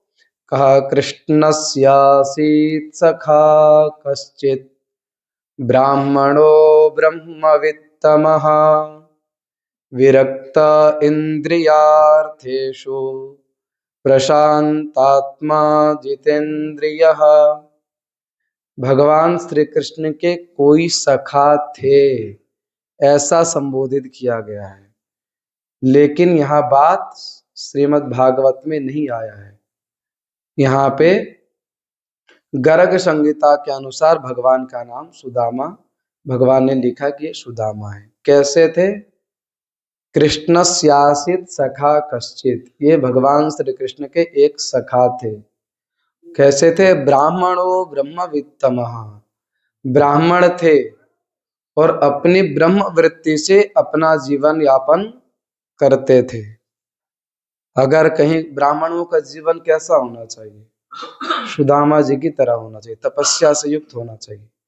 कुछ मिले तो पाले और ना मिले तो पाने की इच्छा भी नहीं करना है। ब्राह्मणों का जीवन ऐसा होना चाहिए, मिले तो ठीक है, ना मिले तो और भी ठीक है, बढ़िया है, भगवान की कृपा है, ये अभी सांसें चल रही है, भगवान की कृपा है, मुझे सब कुछ मिल रहा है, ये सब भगवान की कृपा है। तुरंत कहना चाहिए। कुछ अगर मिले तो हम अपने बल से नहीं किए, भगवान ने कराया, भगवान की कृपा से मुझे ये प्राप्त हुआ, भगवान की कृपा से ये मेरी फैक्ट्री इतनी बड़ी बन गई है। और अगर जिस दिन कह देंगे ये फैक्ट्री हम अपने दम पे बनाए हैं, उसी दिन भगवान पीछे से कहते बेटा तुमको सामर्थ्य हमने दिया है और आज तुम अकड़ करके कहता है कि मैं अपने फैक्ट्री खड़ा की हूँ। ऐसा कभी नहीं कहना चाहिए, तुरंत कहना चाहिए भगवान की कृपा से, संतों की कृपा से, ब्राह्मणों की कृपा से ये मुझे प्राप्त हुआ है, चाहे जैसे भी प्राप्त हो। अगर उसमें आप शब्द जोड़ देंगे केवल भगवान के द्वारा प्राप्त हुआ, बस इतना ही, तो भगवान बड़े प्रसन्न होते हैं। तो सुदामा फिर क्या थे? विरक्ता इंद्रियार्थेषु, विरक्त थे। पत्नी थी सुदामा जी का, लेकिन पत्नी रहने के बाद भी एक विरक्त की तरह जीवन जीते थे। और इंद्रियार्थेषु, इंद्रियों पे विजय किए थे, अपने इंद्रियों पे सुदामा जी विजय कर लिए थे। और क्या था? प्रशांतात्मा जितेंद्रिय, एकदम शांत रहते थे, कुछ नहीं करते थे, इंद्रियों पे जीत विजय कर रखे थे। ऐसे सुदामा जी महाराज हैं। इनकी कथा यहाँ पे मात्र 2 अध्याय में है। अब वेद व्यास जी कहते हैं सुदामा जी, आज के समय में बता दूं, मैं सुदामा जी को बड़ी विडंबना कर रखे हैं। ये सीरियल वाले, रील वाले इतनी सुदामा जी की अवहेलना करते हैं, ऐसा बहुत गंदा लगता है देखने में। एक और दोष लगता है, लोग कहते हैं सुदामा जी भिखारी थे, निर्धन थे, ये थे, कुछ खाने को नहीं था। अरे भगवान का जो भक्त होगा उसको खाने को नहीं मिलेगा। ये सब आजकल के लोग सीरियल वाले ने इसको इनको गलत बना दिया है। एक आप सुने होंगे, जब सुदामा जी आते हैं भगवान के द्वार में तो द्वारपालों से कहते कि हमें, सुदामा जी कहते कि हमें द्वारिकाधीश से मिलना है, तो द्वारपाल क्या कहते हैं? धक्का मारते हैं। ये धक्का नहीं मारते हैं द्वारपाल, ये सर्वथा गलत है। कहीं भागवत में ऐसा नहीं लिखा कि द्वारपाल ने धक्का मारते सुदामा जी को। अभी आगे कथा आएगी कैसे द्वारपाल जाकर के सुदामा जी का स्वागत करते हैं। और सुदामा जी इतने, हाँ ये कभी था कि सुदामा जी के पास खाने का कुछ नहीं था, और उनकी एक पत्नी थी, पत्नी का नाम था सुशीला। सुशीला का अर्थ होता है जो बिल्कुल सुशील हो। सुदामा जी के 2 पुत्र थे। लोग पूछते हैं हम सबसे, महाराज जी ये बताइए सुदामा जी के पिताजी का और माता जी का नाम क्या है? अरे भागवत में जब सुदामा जी का नाम नहीं लिखे हैं वेद व्यास जी, तो उनके माता पिता का नाम कहाँ से लिखेंगे? बड़ी भारी विडंबना तो यही है। श्री दामा उनको खुद बोले हैं, भगवान के सखा बोले हैं। क्या कहें? तो कहते हैं कि सुदामा जी के यहाँ इतनी निर्धनता थी कि कभी सुदामा जी की पत्नी अगर प्रसाद बना करके भगवान को भोग लगा करके अगर ला देती थाली में, तो सुदामा जी पा लेते थे और सो जाते थे। और जिस दिन नहीं आता था, उस दिन सुदामा जी समझ जाते थे कि आज हमारे घर कुछ नहीं है, कोलकाता वाली मैया को नींद आ रही है। तो सुदामा जी को कहते हैं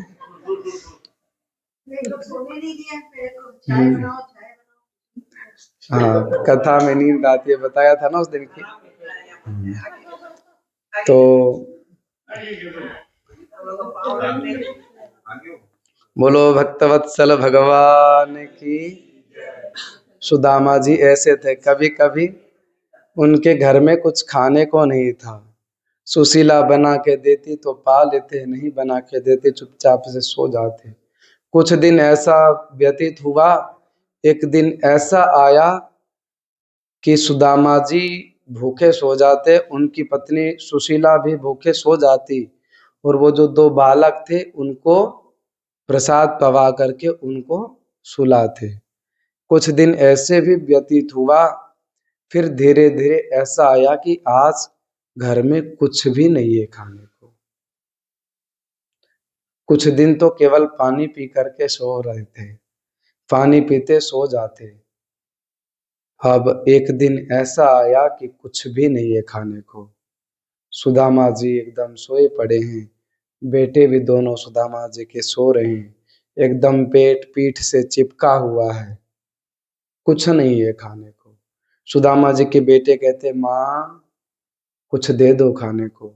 माँ कहते, बेटा अभी पक रहा है, देता हूँ, अभी देता हूँ। घंटों बीत जाता, माँ सुशीला कुछ नहीं देती।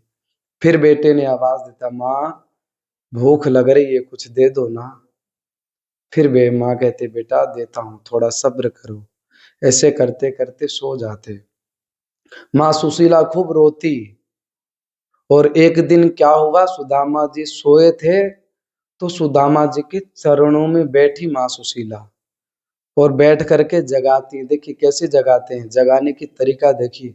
पैर को छू करके थोड़े से हिला रहे हैं, कह रहे हैं उठिए ना, सुनिए ना, थोड़ी सी कुछ बात है। सुदामा जी ने कहा, हाँ बताओ क्या है। बोल, देखिए आज घर में कुछ खाने को नहीं है, दोनों बेटे ऐसे सो रहे हैं। हमने सुना है कि आपके मित्र हैं। कौन? द्वारिकाधीश। आपके मित्र हैं द्वारिकाधीश। तो जिनके मित्र द्वारिकाधीश होंगे, साक्षात द्वारिकाधीश होंगे, उनके घर में कभी किसी चीज की कमी होना चाहिए क्या?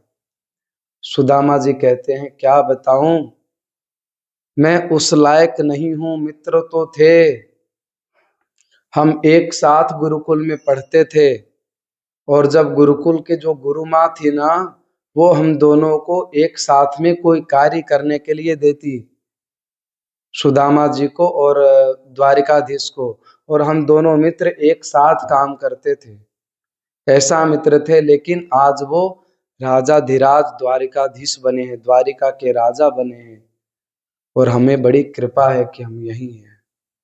उस परिस्थिति में भी बोल रहे हैं भगवान की कृपा है। तो उनकी पत्नी कहती है, देखिए पत्नी की कितनी बड़ी हाथ रहता है भगवान से मिलाने में। पति को अगर पति भगवान का दर्शन करे तो उसकी पत्नी की बड़ा हाथ रहता है। तो माँ सुशीला कहती कि आप ऐसा करिए कि चले जाइए द्वारिकाधीश, और उनके पास जा करके, वो तो राजा हैं, वो सब कुछ आपको दे देंगे। तो सुदामा जी कहते हैं, क्या बताऊं, 4 जगह कभी खाली हाथ नहीं जाना चाहिए। कहाँ कहाँ पे? गुरु के घर, मित्र के घर, भगवान के घर, और बेटी के घर। ये 4 जगह कभी भी किसी को खाली हाथ नहीं जाना चाहिए।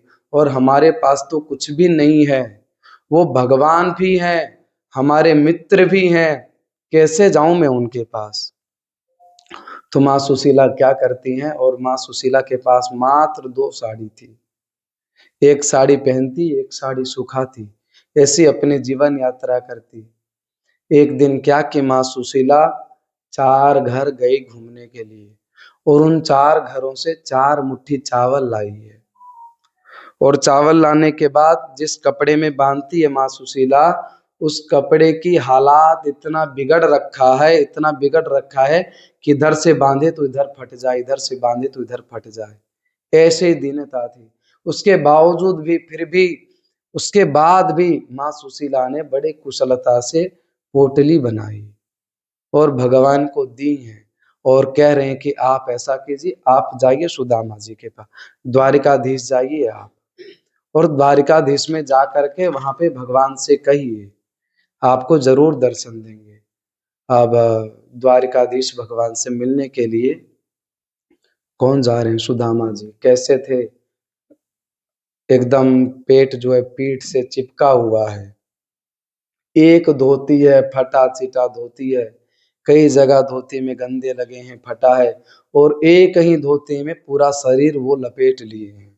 और जो माँ सुशीला पोटली दी थी चावल बना के, एक काख में ऐसे दबा ली है और हाथ में एकदम एक छोटा सा डंडा लेकर के एकदम सर झुका करके द्वारिकाधीश की ओर जा रहे हैं।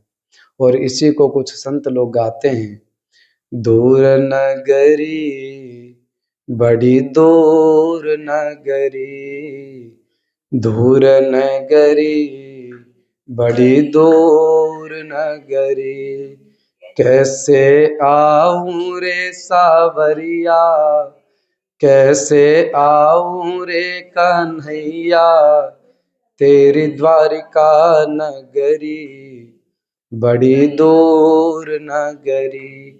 ये पूरा पद गाते हैं। अब यहाँ गाने का तो उतना समय नहीं है ना। ऐसे करके कुछ संत गाते हैं। अब भगवान सुदामा जी आगे चलते हैं धीरे धीरे। एक पेड़ दिखता है सुदामा जी को, उस पेड़ के नीचे बैठ जाते हैं और बैठ करके लोगों से पूछते हैं, भैया भैया ये द्वारिकापुरी किधर है भैया, कितना दूर है यहाँ से? तो पता है एक व्यक्ति ने क्या कहा? पहले तो सुदामा जी को ऊपर से नीचे तक देखा, तो उस व्यक्ति पता है क्या बोला कि आपके शरीर को देख करके मुझे तो नहीं लगता है कि आप द्वारिका जी पहुंच पाओगे, द्वारिका नगरी पहुंच पाओगे। उस व्यक्ति ने चल दिया वहां से। इतना कह करके सुदामा जी आराम से वहीं पड़े पड़े हैं। शाम हो गया, अंधेरी हो गई, सो गए वहीं। एक हाथ अपने माथे की ओर लगाए, सुदामा जी वहीं सो गए। भगवान कह रहे हैं, वाह रे मित्र, तुम्हें हमें दर्शन करने की इच्छा हुई, मिलने की इच्छा हुई, तुम चल रहे हो।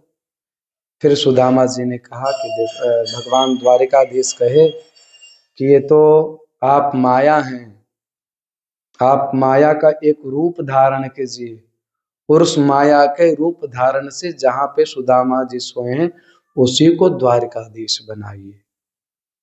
और जहां पे सुदामा जी सोए थे वही पूरा द्वारिकाधीश बन गया। अब जब सुदामा जी को सुबह नींद खुली सुदामा जी की, तो उठे तो चारों साइड देख रहे, अरे भैया मैं कहाँ आ गया, कहाँ आ गया, ये कौन राजा के महल में आ गया, कहाँ आ गए।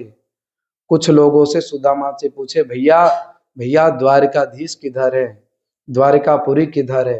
तो कुछ लोगों ने कहा वो दिख रहा है गोपुर। गोपुर माने जो हमारे शब्द में दक्षिण भारत में गोपुर बोलते हैं हम सब।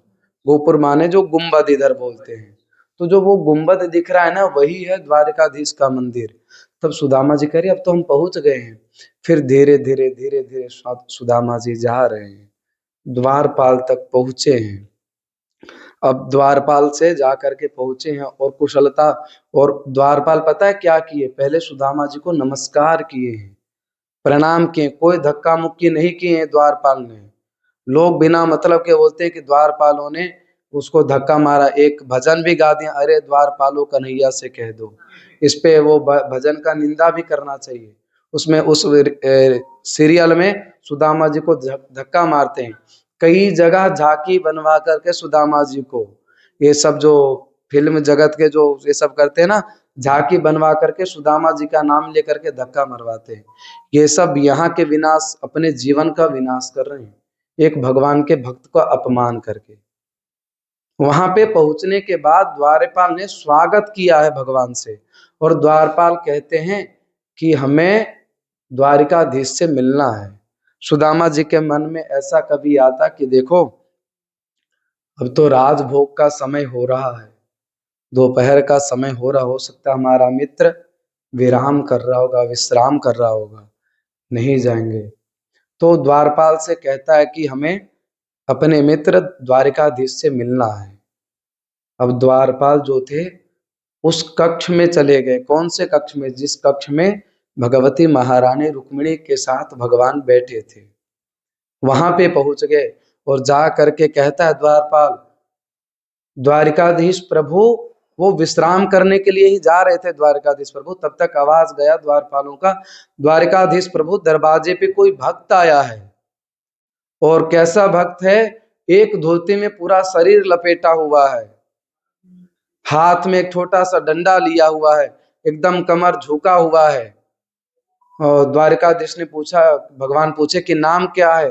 तो द्वारपालों ने कहा प्रभु ये नाम बता रहे कि मेरा नाम सुदामा है। अब जैसे भगवान नाम सुने सुदामा, भगवान ने कहा क्या सुदामा? बोल हाँ प्रभु, अपना परिचय दे रहा है कि मैं सुदामा हूं।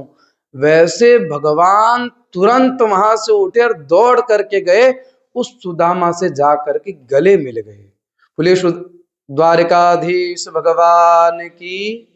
अब भगवान द्वारिकाधीश जा करके गले मिले हैं और सुदामा जी का हाथ पकड़ करके ला रहे हैं। और ला करके कहाँ पे बिठाए पता है? प्रिया पर्यंकमाश्रयः, अपने प्रिय प्रियतम के साथ जिस आसन पे, जिस गद्दी पे द्वारिकाधीश विराजते थे, उस गद्दी पे अपने भक्त सुदामा जी को बिठाए हैं। और भगवान स्वयं नीचे बैठे हैं और सारे हालचाल पूछ रहे हैं। भगवान पूछ रहे हैं, और मित्र बताओ कैसे आया हुआ, मिलना कैसे आया? अब एक दो मित्र बहुत वर्षों बाद मिलते हैं ना, तो कहते हैं ना कैसे मिलना हुआ, कैसे आए बताओ। सारे वृत्तांत ये सुदामा जी कहते हैं क्या बताऊं मित्र, मिलने की इच्छा हुई, हमारी पत्नी ने ऐसे ऐसे कहा, मैं आ गया। तो भगवान कहता अच्छा ये बताओ, सब वो सब छोड़ो। तो सुदामा जी कहते अरे नहीं सुनो, आपको याद है गुरुकुल में हम जब दोनों साथ में पढ़ते थे तो गुरु माँ ने हमको एक साथ कोई काम करने के लिए देते थे, हम दोनों को बहुत मानते थे, हम दोनों को चुपके से प्रसाद देते थे पाने के लिए। तुमको याद है हम लोगों ने कितने वेदांत तैयार किया था? द्वारिकाधीश कहते ये सब छोड़िए, ये बताइए आपका विवाह हुआ कि नहीं? भगवान पूछ रहे हैं सुदामा जी से। तो सुदामा जी कहते हैं क्या बताऊं प्रभु, आज मैं आपसे मिल रहा हूं ना, आपके दर्शन कर रहा हूं ना, तो उसी की कृपा है, हमारे श्रीमती जी की कृपा है, उसी की कृपा से मैं आज आपका दर्शन कर पा रहा हूं। फिर भगवान ने कहा अच्छा ये बताओ विवाह हो गया तो हमारी भाभी ने जरूर कुछ भेजी होगी मेरे लिए, मेरे को लाओ दो, मेरी भाभी पक्का कुछ भेजी होगी, आप बता नहीं रहे हो, मेरे को दो। फिर सुदामा जी ने कहा अच्छा ये सब बाद की बात है, ये बताओ। उसके बाद द्वारिकाधीश भगवान ने सुदामा जी को स्नान करवाया, बढ़िया सुंदर सुंदर वस्त्र बनाया, पीतांबर पहनाया, सुंदर वस्त्र पहनाया। उसके बाद फिर अपने आसन पे बिठाया और कालक्षेप हुआ, खूब सारी बातें हुई, अपने गुरुकुल की खूब सारे बातें हुई।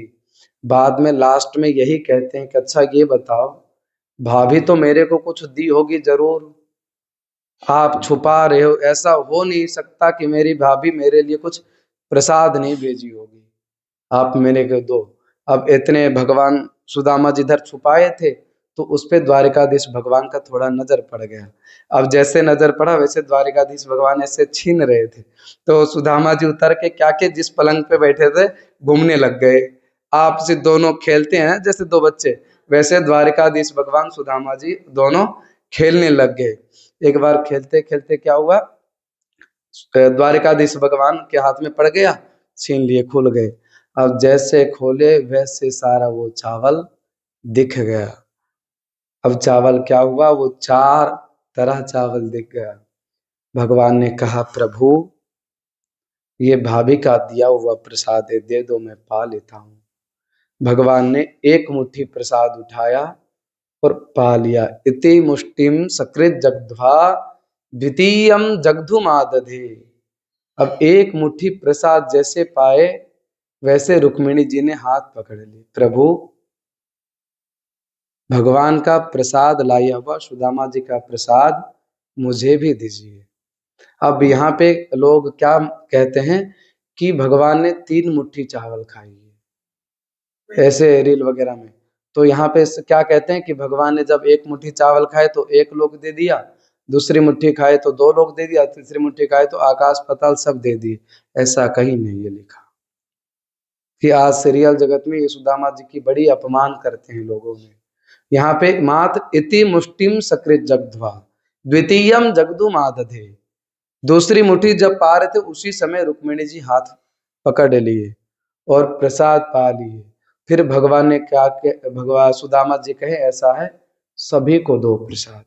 फिर सुदामा जी के द्वारा जो चावल लाया गया था सबको दिए। अब जैसे कोई संत महंत आते हैं अपने घर में तो आस पड़ोस के सारे लोग आते हैं ना मिलने के लिए, तो सब लोग आए मिलने के लिए, सारे पटरानियां खड़ी है और दोनों से परिचय दे रहे हैं। भगवान द्वारिकाधीश परिचय दे रहे हैं कि ये हमारा ये है, ये है, ये है, सभी को आशीर्वाद दो। सुदामा जी कहते हैं आयुष्मान भवा, आयुष्मान भवा, आयुष्मान भवा, दीर्घायु भवा। अब जब कितनी पटरानी है भगवान की, 16,108 सब आ गया। अब आप खुद बोलिए 16,108 आयुष्मान भवा, आयुष्मान भवा, थक जाएंगे ना। एक समय ऐसा आया सुदामा जी केवल कह रहे भवा भवा भवा, ऐसे करके सभी पटरानियों को सुदामा जी प्रसाद दिए अपने कर कमलों से, हाथों से। फिर सुदामा जी कहते प्रभु अब जाने की इच्छा हो रही है, जाएं? क्या बताएं, अगर आपकी आज्ञा हो तो जाएं। द्वारकाधीश ने कहा प्रभु ऐसा है, वो आपकी कपड़ा रखी है, कपड़ा सूख गया होगा, उस कपड़ा को आप पहन लो, ये पीताम्बरी यहीं उतार दो, फिर आप जाओ। सुदामा जी ने एक क्षण भी नहीं सोचे कि क्यों कहा, तुरंत वहीं पे वो वस्त्र उतार दिए और वही वस्त्र पहनने, कौन सा, जिस वस्त्र को पहन करके वो आए थे, और उस वस्त्र पहन करके कहे प्रभु अब जा रहे हैं। अब देखिए सुदामा जी जब बाहर जा रहे हैं ना तो भगवान भी जा रहे हैं बाहर विदा करने के लिए। अब जब भगवान बाहर आ रहे थे विदा करने के लिए तो जितने वहां पे द्वारपाल राजपाल सब थे, बड़े बड़े राजर्षि ब्रह्मर्षि देख रहे हैं, अरे ये कितना बड़ा अतिथि है जिसको विदा करने के लिए साक्षात द्वारिकाधीश भगवान जा रहे हैं। अब सुदामा जब जा रहे थे तो सारे लोग जितने द्वारकापुरी में थे सब लोग साष्टांग लेट करके सुदामा जी को प्रणाम कर रहे हैं। और सुदामा जी गए, जा रहे हैं धीरे धीरे, अपने कुटिया पे पहुंचे। कहाँ पे? जहां पे सुदामा जी का नगरी था।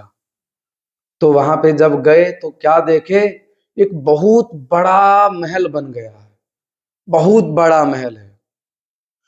सुदामा जी ने कहा अरे ये तो हमारा सुदामा नगरी ही है ना, इतना बड़ा बड़ा महल कौन बना लिया, ये तो यहाँ तो मेरी कुटिया थी भजन करने वाला, कहाँ चला गया? द्वारपालों ने पूछा तो मुनीम जी से पूछे सुदामा जी कि भैया ये द्वारिकापुरी, ये सुदामा जी का स्थान किधर है, सुदामापुरी? तब मुनीम जी ने कहा कि प्रभु यही है सुदामा जी की कुटिया। तो कह रहे ये कब बन गया इतना सारा? तब तक कहा प्रभु पता नहीं। तब तक खिड़की से आवाज आई, किनकी? माँ सुशीला की आवाज आई, प्रभु आइए आइए स्वागत है। अब जब सुदामा जी देखे माँ सुशीला को, कहती है अरे आप, अरे आप तो इतनी सज धज के आई हो जैसे लग रही हो साक्षात भगवती महारानी महालक्ष्मी आप हो। ये किसने आपको इतनी सुंदर सुंदर साड़ी दिया, किसने बढ़िया बढ़िया हाथों में ये पहनाया? तो माँ सुशीला कहती है ये तो द्वारिकाधीश की कृपा है, उन्होंने इस नगरी को बसाया, उन्होंने सब कुछ दिया। फिर कहे अच्छा ये बताओ हमारा कुटिया कहाँ है? तो कहते आप जा करके मुनीम जी से पूछो इसको, इस महल को किसने बनवाया। सुदामा जी मुनीम जी के पास पहुंचते हैं और पूछते हैं हमारा ये कुटिया किसने बनाया? सुदामा जी ने कहा कि ये द्वारिकाधीश भगवान बनाए। अब देखिए भगवान के पास गए, कितना बढ़िया संकेत है। भगवान ने सब कुछ दे करके ले भी लिया, वस्त्र वगैरह सब कुछ पहना दिए, तो तरवा भी लिए। और जब सुदामा जी अपने सुदामा नगरी में आए तो क्या देखा, ये सुंदर राजमहल है। सुदामा जी ने कितना बढ़िया शब्द कहा सुशीला से कि ऐसा है देवी जी, हमारा कुटिया किधर है, हमें वो कुटिया दिखा दो, हम उस कुटिया में ही अपना भजन करेंगे। और सुदामा जी उस अपने कुटिया में निरंतर भजन कर रहे हैं। ऐसा है ये सुदामा जी का चरित्र, बड़ा अद्भुत चरित्र है। सुदामा जी के चरित्र से मुझे शिक्षा क्या मिलती है कि हमें भगवान से कभी कुछ मांगने की इच्छा नहीं करना चाहिए। एक हमारे आलवारों में कुरेश स्वामी जी हुए हैं। कुरेश स्वामी जी महान अद्भुत संत थे, जिनका जन्म दक्षिण भारत के तमिलनाडु में उसी श्री रंग धाम में हुआ था। और कुरेश स्वामी जी का भी बिल्कुल ये सुदामा जी की तरह ही चरित्र था। कुछ प्रसाद मिलता तो पा लेते कुरेश स्वामी जी, और कुछ प्रसाद नहीं मिलता तो पानी पी करके सो जाते। कई दिन ऐसा हुआ, तो 3-4 दिन से कुरेश स्वामी जी जो थे भूखे रहे, 3-4 दिनों से। तो जो कुरेश स्वामी जी की पत्नी थी, वो एक दिन अपने कक्ष से बाहर निकल करके श्रीरंग धाम का जो गोपुर है ना, श्रीरंगम का जो गोपुर है, उस गोपुर को देख करके उनकी पत्नी कहती है, प्रभु आपके धाम में रह करके भी अगर कोई भक्त भूखा रहे तो आपके धाम की महिमा क्या है। इतना ही बोली और वापिस आ गई। रंगनाथ भगवान सुन करके ये बात अचंभो मान लिए। अरे ये कैसा हो सकता है, कैसे हो सकता है, हमारा भक्त कुरेश आज 3 दिनों से भूखा है। जैसे राजभोग की थाल आया भगवान के मंदिर के अंदर, भगवान ने पुजारी जी से, अर्चक जी से कहा, सुनो ये थाल आज कहीं नहीं जाएगा, सीधा सीधा ये थाल कहाँ जाएगा, कुरेश के पास जाएगा, जाओ कुरेश को पहुंचाओ। जैसे अर्चकों ने सुना, भगवान को भोग लगा करके वो पूरा थाल कुरेश स्वामी जी के कक्ष में पहुंच गया। कुरेश स्वामी जी देख करके कहे, अरे ये प्रसाद कैसे आ गया। कुरेश स्वामी जी के मन में तुरंत कुछ चिंता आई कि कुछ तो काला है। अपनी पत्नी से पूछे, क्यों श्रीमती जी, देवी जी, भगवान से कुछ याचना किए थे क्या। तो उनकी पत्नी कहती, हाँ प्रभु, क्या बताऊं, आप भूखे थे, मेरे से देखा नहीं जाता था, तो मैं गोपुर को देख करके बोली थी कि आपके धाम में भी रह करके अगर आपका कोई भक्त भूखा रहे तो आपके धाम की क्या महिमा है। बस इतनी बोला। कुरेश स्वामी जी ने वही माथा पटक के बैठ गए। अरे भगवान, राम राम राम राम, अपने भगवान से मांगा। अरे हम भगवान के धाम में हैं, ये कितनी बड़ी कृपा है कि हम भगवान के धाम में पड़े हैं, आपने मांगने की याचना कैसे की। भगवान के धाम में, ये भगवान की इतनी बड़ी कृपा है, सब कोई क्यों नहीं आ सकते हैं धाम में, सब कोई व्रजवास क्यों नहीं कर सकते हैं, भगवान की कृपा नहीं है। तो कुरेश स्वामी जी ने कहा कि खबरदार, आज भगवान से कुछ मांगने की याचना कर ली तो कर ली, दोबारा कभी कुछ भगवान से मांगने की याचना कभी जिंदगी में मत करना। ऐसा ही सुदामा जी भी थे। सुदामा जी कभी भगवान से कुछ मांगे नहीं, मांगे, लेकिन क्या सब कुछ मिला ना। और फिर बाद में सुदामा जी क्या कहे, सुशीले तुम रहो राजमहल में, मेरे को वही अपना कुटिया दिखा दो जिस कुटिया में मैं भगवान का भजन करता था, जिस कुटिया में मैं भगवान का भजन करता था, भगवान उसी में आज भी सुदामा जी भजन करते हैं। अब यहाँ पे फिर सुदामा चरित्र को विश्राम, सुदामा जी को प्रणाम। आगे बढ़ते हैं। भगवान ने वेद की स्तुति करती है, वेद स्तुति करते हैं भागवत जी के 10वें स्कंद के 87वें अध्याय में। जय जय जय जा मजित दोष गृभीत गुणाम त्वमसि यदात्मना समवरुध्य समस्त भगा। इस प्रकार इसके बाद राजा के प्रश्नों का सुंदर उत्तर है। कि तीनों देवों में भगवान विष्णु की श्रेष्ठता बताई गई है। और भगवान द्वारिकापुरी में भगवान श्री कृष्ण के अप्राकृत लीला व्यवहार के साथ यहाँ पे जो है दसम स्कंद की कथा का यहीं पे विश्राम होता है। दसम स्कंद की कथा यहीं विश्राम होता है। एकादश स्कंद में हम प्रवेश करते हैं। एकादश स्कंद में 31 अध्याय है। इसमें क्या है, एक बार पिंडारक क्षेत्र में सारे ऋषि व्रत करने के लिए पधारे और भगवान श्री कृष्ण का एक पुत्र था जाम्बवती जिसे उत्पन्न हुए थे, उनका नाम था शंभ। ये बड़ा ही सुंदर था। लीला में कभी कभी इन शंभ को भगवान कृष्ण बनाते थे। और शंभ नाम का जो था वो व्यक्ति भगवान को दैत्य बनाते थे, पुत्रों को उनके पुत्र को सजा करके।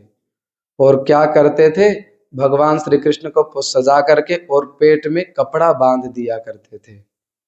पेट में कपड़ा बांध दिया करते थे ताकि ये गर्भवती स्त्री लगे। तो सभी संतों के पास आकर उसका उपहास करने लगे। किसका? वो जो शंभ नाम के जो भगवान का पुत्र था, वो उनका गर्भ में जो था, गर्भ में तो था ना, ऐसे कपड़ा बांध दिए थे। तो कहे संतों के पास जा करके इनका उपहार करने लगा। तो कहते हैं कि जरा प्रणाम करो।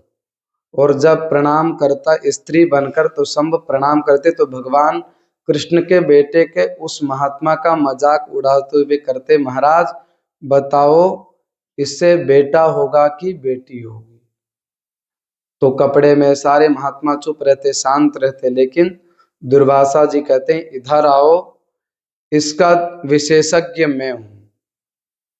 ये ना पुत्र होगा ना पुत्री होगी। जनिष्यति वो मंदा मुसलम कुलनाशनम। ये एक मुसल नाम का व्यक्ति होगा जो पूरे कुल को नाश करेगा। एक मुसल पैदा होगा जो पूरे कुल को नाश कर देगा, ऐसा श्राप दिया। महाराज जाओ। जैसे ही बच्चे ने कपड़ा हटाया, शाम्बस्या ददृशुस तस्मिन मुसनम खलवस्मयम। खलवस्मयम, अब तो महाराज कपड़े से मुसन निकला और सारे कुल को नाश कर दिया। फिर जो है कहे कि अगर आगे चल के ऋषभ देव जी के 9 पुत्र हुए जो 9 योगेश्वर के रूप में, उनकी चर्चा देवर्षि नारद करते हैं। वसुदेव जी से फिर नारद जी एक सुंदर उपदेश किए। वसुदेव जी ने कहा महाराज मुझे भागवत धर्म का उपदेश करो। तब तक एक बार 9 योगेश्वरों ने राजा जनक से जो संवाद हुआ था, मैं वही संवाद सुन रहा था। तो पहला प्रश्न था कि महाराज आप ये बताइए कि भागवत धर्म क्या है?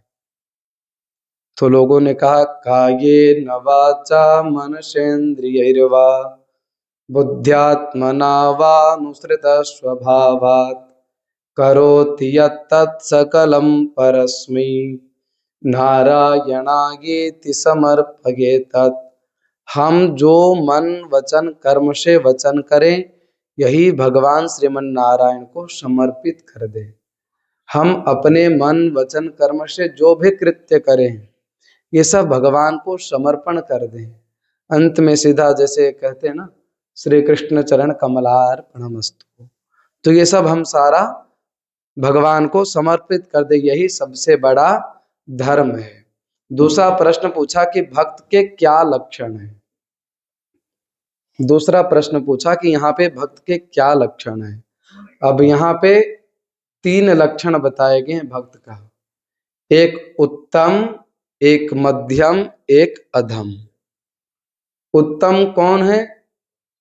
जो भगवान के भक्तों में भी भगवान को देखे। जैसे कोई संत आ जाए, कोई ब्राह्मण आ जाए, कोई ब्रज से आ जाए, ब्रजवासी आ जाए, या कोई भी ब्रज से आ जाए, किसी तीर्थ से आ जाए, उस व्यक्ति अगर साक्षात सोच ले कि अगर कोई वृंदावन से आए तो तुरंत कहे कि बिहारी जी आए हैं। ऐसी धारणा जिस व्यक्ति के मन में आ जाए, इस ऐसे व्यक्तियों को कहते हैं उत्तम। और मध्यम क्या है? तो मध्यम ऐसे व्यक्तियों को कहते हैं जो केवल भगवान में ही भगवान को देखे। और भगवान के भक्तों का उपहास करे। कोई संत आ जाए, ब्रजवासी आ जाए तो उन सबका मजाक उड़ाए, निंदा करे, ऐसे हैं मध्यम लोग। मध्यम ये कैसे हुए? भगवान को तो हृदय से मान रहा है ना, ये मध्यम तो हुआ। और अधम कौन है? जिसको आज के शब्द में सीधा कहते हैं नास्तिक। सीधे से शब्द में समझ लीजिए, ना भगवान को मानता है न भगवान के भक्तों को मानता है।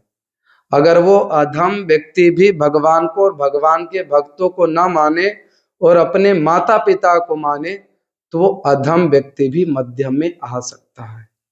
ऐसे यहाँ पे तीन जो है भक्त के लक्षण बताए गए हैं। अब यहाँ पे फिर एकादश स्कंद में दत्तात्रेय जी के 24 गुरुओं का उपाख्यान। दत्तात्रेय जी ने 24 गुरु बनाए हैं। देखिए यहाँ पे गुरु जी की चर्चा है। अपने हमारे जीवन में भी हर क्षण गुरु बनते हैं। दीक्षा गुरु एक ही होते हैं जीवन में, शिक्षा गुरु अनेक होते हैं। कैसे? हमारा जन्म हुआ, पहले गुरु कौन बने? माँ। हमें उंगली पकड़ करके चलाया, वो भी गुरु हुए। हमें ऐसे उंगली पकड़ करके पढ़ाने सिखाया, वो भी हमारे गुरु हुए।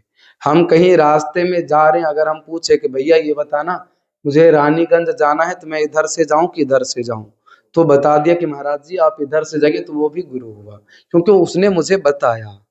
इसी प्रकार दत्तात्रेय जी के 24 गुरुओं का उपाख्यान कहा। और यहाँ पे कहा कि अपने जीवन में गुरु की बड़ी आवश्यकता है।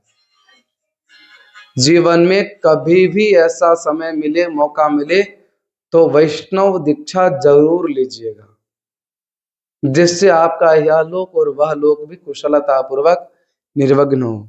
अब इतना समझ लीजिए, अब ये जो संसार जैसे बीता, ठीक है, दुष्ट कर्म करके, पाप कर्म करके, सत्कर्म करके, अच्छा करके बीता, बीत गया, अच्छा हुआ। लेकिन अब हम वैष्णव बन जाएं अगर, तो ये भगवान की बड़ी कृपा होगी। अगर को वैष्णव दीक्षा हो जाए तो उसको ये नहीं सोचना चाहिए। आजकल के लोग पता है क्या कहते हैं? महाराज जी मैं गया था वृंदावन, वृंदावन में एक बड़े अच्छे संत जी थे, हमने उनको गुरु बनाया। अरे हम कैसे गुरु बना लेंगे? हमारे अंदर उतनी सामर्थ्य नहीं है कि हम गुरु को बना सकेंगे। शब्द प्रयोग कैसा करना चाहिए? महाराज जी हमारे कई जन्मों का पुण्य उदय हुआ, भगवान की बड़ी कृपा हुई। तो वो एक महाराज जी थे वृंदावन में, एक महाराज जी थे अयोध्या में, उन्होंने मुझे स्वीकार किया, उन्होंने मुझे स्वीकार किया।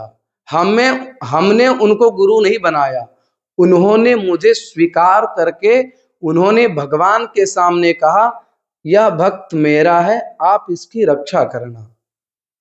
हमारे यहाँ वैष्णवों में जब दीक्षा होती है ना, तो 5 संस्कार होता है। तापः पुंड्रम तथा नाम मंत्रो यागश्च पंचमः। 5 संस्कार होते हैं, फिर दीक्षा होता है। पहला संस्कार क्या? ताप। गुरुजी सब हवन इत्यादि करके शंख और चक्र को, भगवान के बाजू में जो शंख चक्र लगा रहता है उसको गर्म करते हैं और हमारे बाजू में चक्र देते हैं, शंख और चक्र देते हैं, एकदम गरम गरम सा। ये हुआ पहला संस्कार होता है। हमारे श्री रामानु संप्रदाय की मैं बता रहा हूँ, सभी संप्रदायों में ऐसा 5 संस्कार होता है पर अलग अलग विधान से।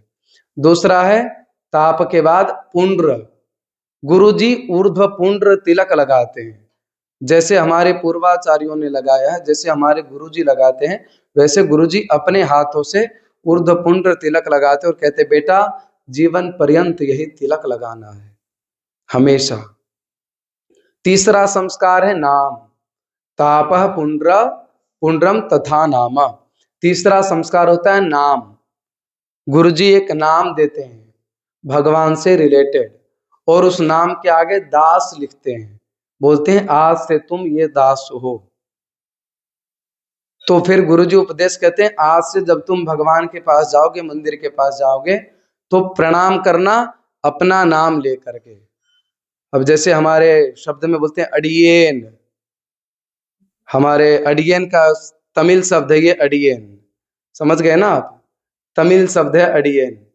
तो कहते हैं अडियन का मान होता है साष्टांग प्रणाम करना। हाँ, जैसे हमारा नाम गुरुजी ने रखा है सठकोप रामानुज श्रीनिवास दास। तो जैसे मंदिर में प्रणाम करते हैं तो हम बोल करके प्रणाम करते अडियेन सठकोप रामानुज श्रीनिवास दास, ऐसे करके प्रणाम करते हैं। तो ये तीसरा संस्कार हुआ नाम। और चौथा संस्कार हुआ मंत्र। फिर गुरुजी रहस्य त्रय का मंत्र देते हैं कान में। हमारे यहाँ 3 मंत्र बताए गए हैं, मूल मंत्र, द्वय मंत्र और चरम श्लोक। ये 3 मंत्र देते हैं। उसके बाद 5वां संस्कार जो है वो भगवत शरणागति, भगवान के चरणों में लेटाते हैं और भगवान से कहते हैं यह मेरा भक्त है, आप इसकी रक्षा करना। आज से दुनिया भर से भटका हुआ प्राणी आज आपके शरण में आया है, तो आप इसे स्वीकार करना। ऐसे होता है दीक्षा संस्कार।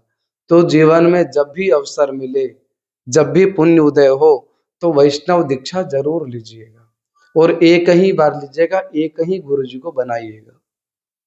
तो दत्तात्रेय जी ने भी यहाँ पे 24 गुरु जी बनाए।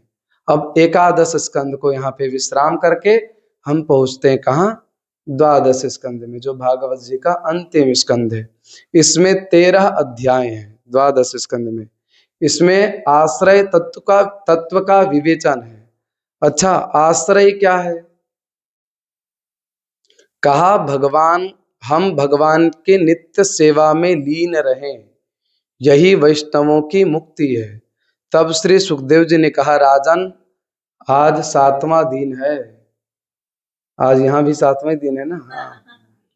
राजन, आज 7वां दिन है, तक्षक आने वाला है, डस देगा, डर लग रहा है। सुनो, अणुप्रायास्वोषधीषु समीप प्रायेषु स्थानुषु।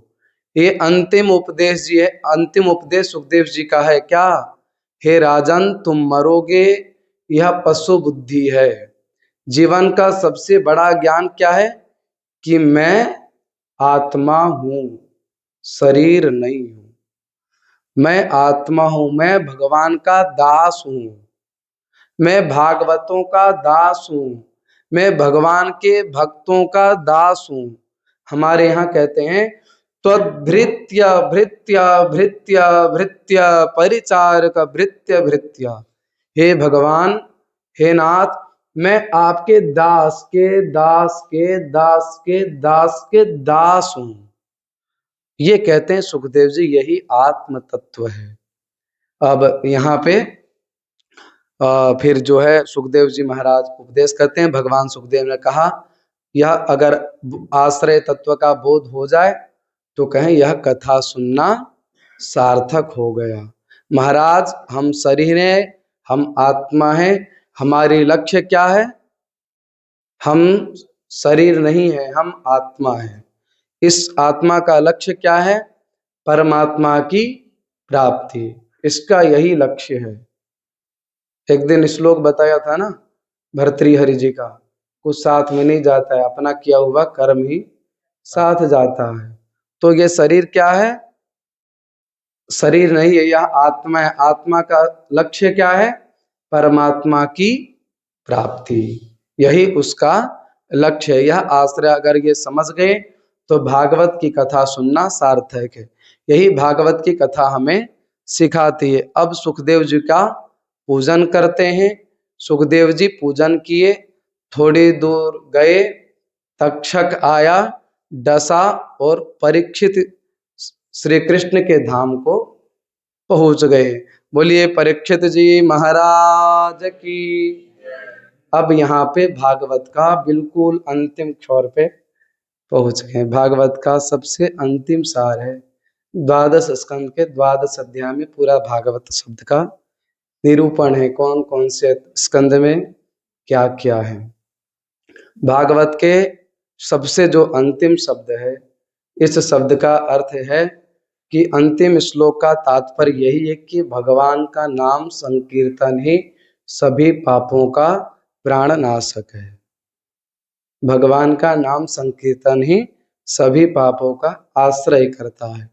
तो अब जो है आप सभी लोग शांत चित्त, दत्त चित्त, एकाग्र चित्त जो है खड़े होकर बैठ करके हाथ जोड़ करके 2 श्लोक का 3-3 बार बोलिएगा। मैं आगे बोलूंगा, पीछे से आप सब बोलिएगा, फिर वहीं पे भागवत का विश्राम होगा। हाथ जोड़ करके प्रेम पूर्वक बोलेंगे, भवे भवे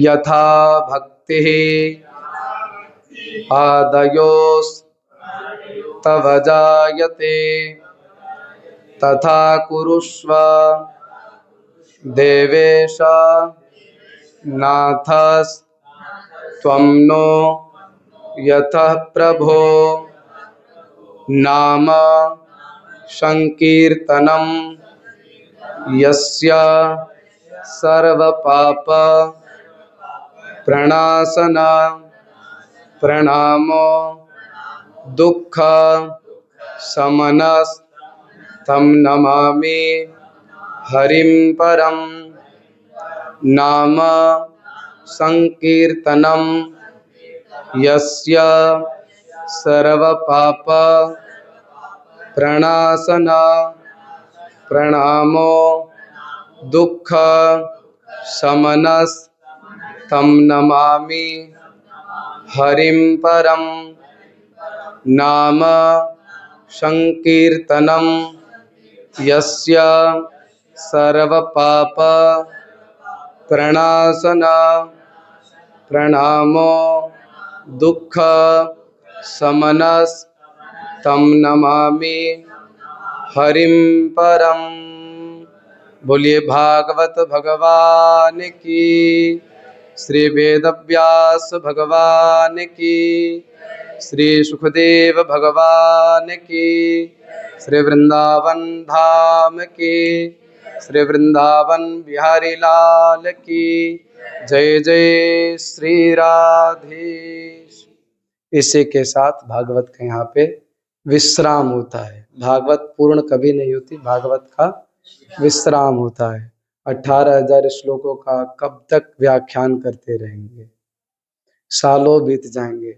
अब यहाँ पे 1-1.5 घंटा भी बोलना था, पर जितना हो सका इस टूटी फूटी वाणी से भगवान की सेवा आप सब तक पहुँचाए।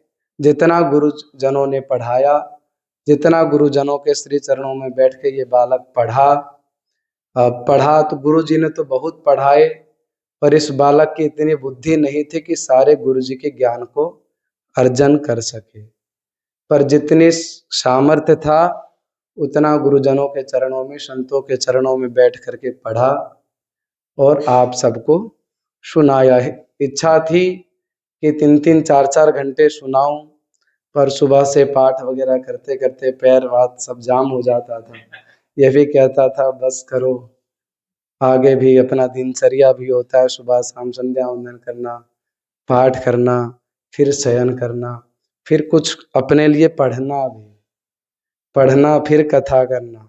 भगवान कहते हैं बिना तैयारी किए मत बैठना मंच पे, इसलिए पहले पढ़ लेना फिर बैठना। तो फिर अपने लिए पढ़ना भी, फिर आप सबको सुनाना, आप सबके हृदय में उस भगवान की कथा को डालना।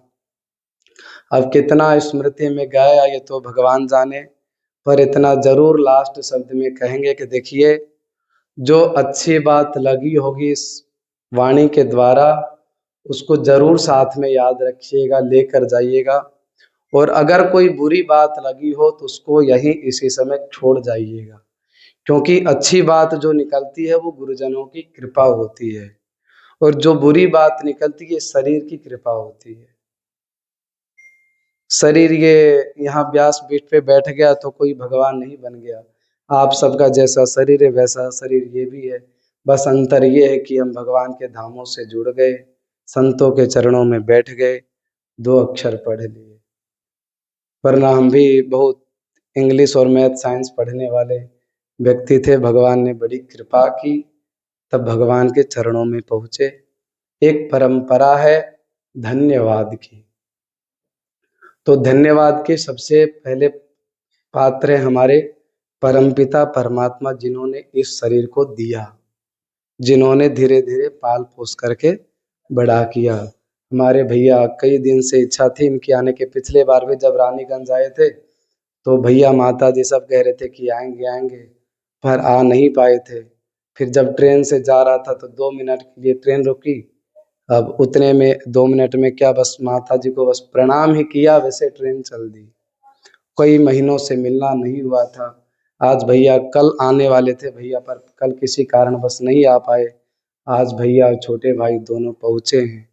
तो इन सबको धन्यवाद है कि जिन्होंने इस बालक को स्वतंत्र से पढ़ने के लिए कहा। आज भी हमारे यहाँ किसी भी प्रकार रोक टेक नहीं है, बस इतना है, तुमको जितना पढ़ना उतना पढ़ो, जहाँ जाना है वहां जाओ, बस भगवान के लिए जाना और कभी के लिए। तो प्रथम धन्यवाद है हमारे परमपिता परमात्मा। फिर हमारे धन्यवाद के पात्र हैं भाष्य श्री गोदारंगमन्नार प्रभु, भाष्यकार श्री रामानुज स्वामी जी महाराज, हमारे गुरु जी, हमारे स्वामी जी महाराज, जिन्होंने मुझे स्वीकार किया और भगवान के सामने कहा कि ये बालक मेरा है, आज से ये दास आपका है, आप इसे स्वीकार करना। तो भगवान ने स्वीकार किया, तब जाकर के थोड़ी बुद्धि आई, संतों के चरणों में कैसा बैठना चाहिए, कैसी कथा करनी चाहिए। अब उतनी अभ्यास तो नहीं है करने का, पर जितना प्रयास होता है उतना भगवत गुणानुवाद ही सुना हूँ। जितना प्रयास करता हूँ इतना, ये सब आज के समय में जो कथा में चलती है ना, कि कथा में बैठ गए 4 घंटा तो 2 घंटा तो घर की कहानी बिता सुनाने में बिता दें, इसकी घर की कहानी, उसकी घर की कहानी, बेटी की कहानी, बहू की कहानी, सास बहू की, ये सब गुरुजी ने मुझे नहीं सिखाया है। तो मैं आप सबको भी ये सब बातें निवेदन नहीं किया हूँ, कि ये तो शायद नहीं है ना किसी दिन, ये सब कहानी आज तक निवेदन। हाँ, ये कभी हुआ कभी कभी भक्तमाल का और महाभारत के प्रसंगों को भक्तों के का ही प्रसंग सुनाया, भक्तों का ही प्रसंग सुनाया। तो ऐसे गोदार मन्नार प्रभु भी धन्यवाद के पात्र हैं। हमारे धन्यवाद के पात्र हैं हमारे सक्षम भैया, जो हमारे अग्रज ज्येष्ठ गुरु भाई हैं। ये कहीं गुरु जी से दोनों ने दीक्षा लिया है। ये दोनों गुरु भाई भी हैं, दोनों खूब हंसी मजाक भी करते हैं। ऐसे करके जिनके सानिध्य में यह बढ़िया कुशलता पूर्वक सुंदर पूजा हुआ, गीता जी का, विष्णु सहस्त्र नाम का पाठ हुआ, द्वादशाक्षर मंत्र का जप हुआ। तो ऐसे हमारे सक्षम भैया हैं, धन्यवाद के पात्र।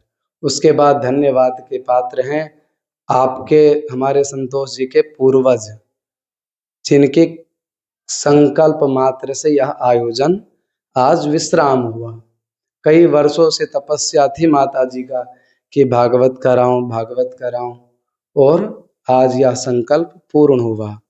ये कथा इतनी आयोजन में तो होने वाला नहीं था, संतोष जी बताए थे। मैं भी इतना सोच करके वृंदावन से नहीं निकला था कि इतनी भव्यता और दिव्यता से होगा। जितना हो गया, हम जितना सोचे थे उससे कई गुना ज्यादा भव्यता, दिव्यता, कुशलता, शुद्धता, पवित्रता, सब चीज से यह कार्यक्रम संपन्न हुआ। तो आपके पूर्वजों को धन्यवाद है, आपके माता पिता को धन्यवाद है, जिन्होंने इतनी कुशलता पूर्वक, बाबूजी, माताजी, आप सब कुशलता पूर्वक बैठ के पाठ सुने, कथा सुने। फिर धन्यवाद के पात्र हमारे संतोष जी और उनकी श्रीमती जी, जिन्होंने, संतोष जी के जैसे शायद, जो कल बताया था ना कि जीवन में सरलता बहुत जरूरी है, तो ये सरलता संतोष जी के अंदर दिखा। अब ये कोई बड़ाई वाली बात नहीं है, वाकई में सरलता है, सरलता होनी चाहिए। तो ऐसे कुछ भी होता तो ये कहते बस गुरुजी आप आदेश तो कीजिए, हो जाएगा, अभी करा देते हैं तुरंत, और वो कार्य तुरंत हो जाता। तो धन्यवाद, खूब खूब आशीर्वाद है। भगवान सदैव खूब मंगल करे आप दोनों का, सदैव भगवान के चरणों में आपकी प्रीति बनी रहे, ब्रज धाम की ओर सदैव आपका प्रेम बना रहे, इसलिए आपको खूब खूब आशीर्वाद। फिर धन्यवाद के पात्र हमारे अक्षित भैया, अक्षित भैया जिन्होंने इतनी कुशलता से कुछ भी कहते तुरंत, हाँ गुरुजी अभी मैं तुरंत करवा रहा हूँ, भैया ये करना है, हाँ गुरुजी तुरंत हो जाएगा, और एकदम अपने